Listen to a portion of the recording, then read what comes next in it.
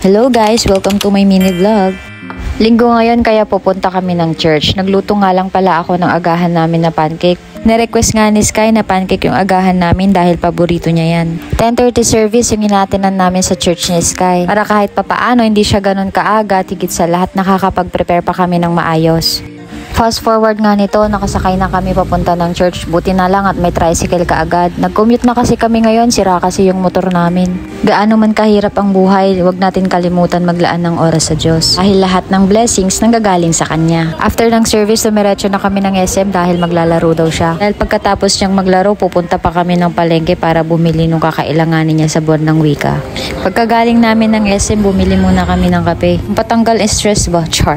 Pagkatapos nga namin bumili ng mga kakailanganin niya sa buwan ng wika, dumiretso na kami kaagad dito sa DIY. Sigurado mabubudol na naman ako dito, char. Sabi niya nga sa akin may bibilhin daw siya dito importante. O ayan, nabudol na nga. Uwi namin, naabutan na kami ng ulan. Inagabihan nga, nagluto na ako ng kakainin namin. Nagluto na lang ako ng pritong talong at saka yung tinapa na binili ko kanina. Masarap yung mga ganitong ulam, lalo na nga yung tag-ulan.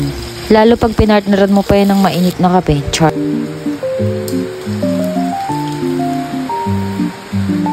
Pagkatapos ko ngang nagluto, sakto tumawag naman yung asawa ko. Ganito yung routine namin magpapamilya sa tuwing gabi. Minsan sabay-sabay kaming kumain o kaya naman minsan nauuna na kaming mag-ina. Dahil late din nakakauwi si daddy galing sa trabaho. Ang laki ng pinagpapasalamat ko sa Panginoon dahil sa simpleng buhay na meron kami. Hindi man kami mayaman, ang mahalaga, komportable at masaya kami. Late man o malaking bagay, kailangan pa rin natin magpasalamat dahil yung paggising mo pa lang sa umaga, malaking biyaya na yun. Yun lang, good night!